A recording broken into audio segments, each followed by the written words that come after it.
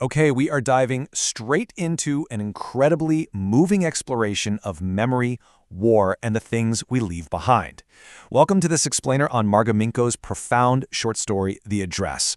We're going to unpack the deeply emotional journey of a young woman who survives the devastating aftermath of World War II in Holland. She returns to a specific address to reclaim her family's possessions. But what she actually finds is this complex web of trauma, displacement, and the incredibly difficult process of letting go. Do you still know me? That opening line instantly pulls us in, right? It confronts us head-on with the heartbreaking reality of displacement. Just picture this for a second. She's survived the war, she's traveled by train back to her hometown, and now she's standing right there on the doorstep of 46 Marconi Street. She asks this simple, desperate question to a woman who is literally wearing her own mother's faded green knitted cardigan. And the woman? She opens the door just a chink, physically blocking the entrance, and stares back with absolutely zero sign of recognition. So that brings us to the core question we're really tackling here. If we get our things back, do we get our lives back? The narrator traveled to this address, hoping that these stored household items would basically serve as a bridge to her old life.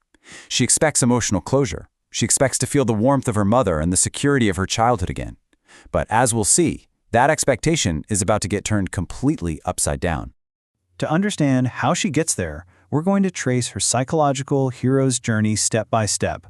We'll start with the context of her loss, look at the brutal rejection of the door, confront those familiar objects, and finally, unpack her massive emotional epiphany.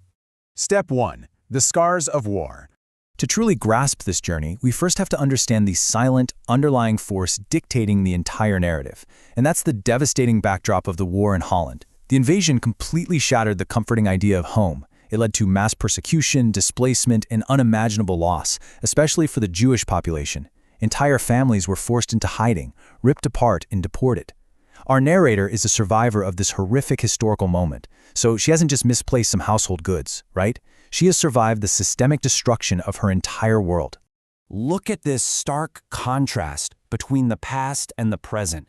It shows us instantly that she hasn't just lost things, she's lost her identity and her security. In the past, her mother was alive, her family was together, and their objects held deep emotional meaning. Now, her family is destroyed, her mother is gone, and those exact same objects have been reduced to ordinary, everyday items in a stranger's house. It's a total inversion of her reality. Step 2. A cold reception. Now, what's really fascinating is how she first tries to reclaim that past at 46 Marconi Street. She rings the bell, seeking the valuable silver and antiques her mother supposedly left for safekeeping with an acquaintance named Mrs. Dorling. But instead of a warm welcome, she's met with defensive body language and a half-open door. The silence and that physical barrier, they honestly speak volumes. Then Mrs. Dorling says, "I thought that no one had come back." Wow. That chilling response perfectly captures the betrayal of human greed during wartime. She was literally banking on the family's total destruction just so she could keep their belongings. It's a harsh look at how ordinary people can exploit a family's extreme vulnerability during a crisis. I mean, Mrs. Dorling isn't an enemy soldier. She's an opportunistic neighbor who won't even let the poor girl inside. This clash of perspectives highlights a massive emotional divide. For the opportunistic Mrs. Dorling, and later we see this with her daughter too, these objects are merely things to be possessed and used for personal gain. But for our traumatized narrator, these objects are sacred. They are the physical evidence that her mother and her former life actually existed. Moving on to step 3, familiar objects in a strange house.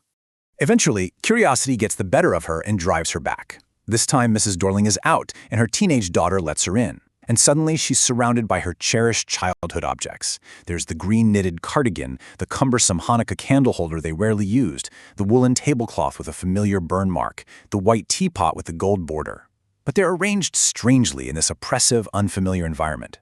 The room smells musty. The things that once belonged to her family are just sitting there, being used by strangers.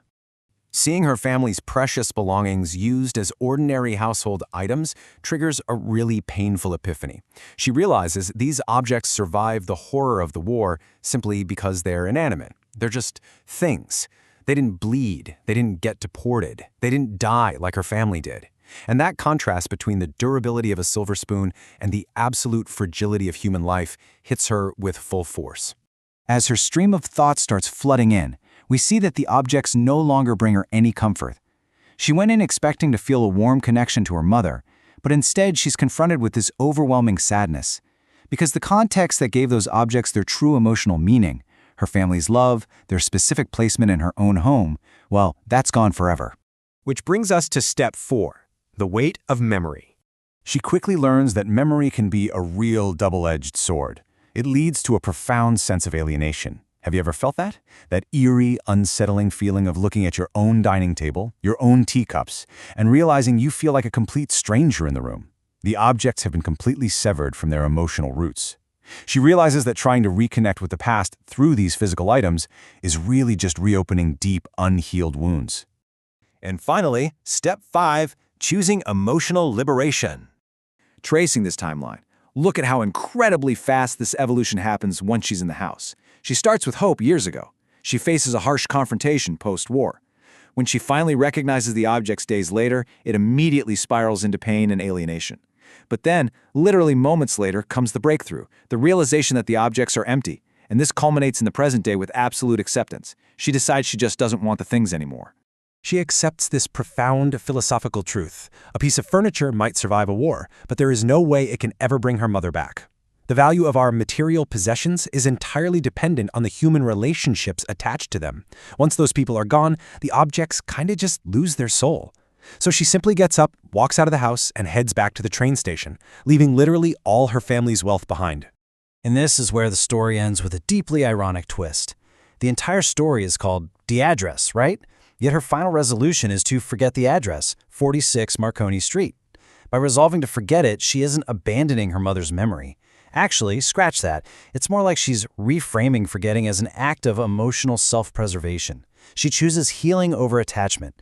She realizes her future cannot be built on the dead relics of an unrepeatable past. It leaves us with this final, really provocative thought. If you literally cannot reconstruct your past, is letting go the only way to truly survive? The narrator teaches us that sometimes true healing requires us to look at our most cherished physical possessions, acknowledge that they cannot replace the people we've lost, and bravely leave them behind. Thanks for joining me on this explainer, guys. I really hope it gave you a powerful new perspective on memory, loss, and the incredible strength it takes to move forward.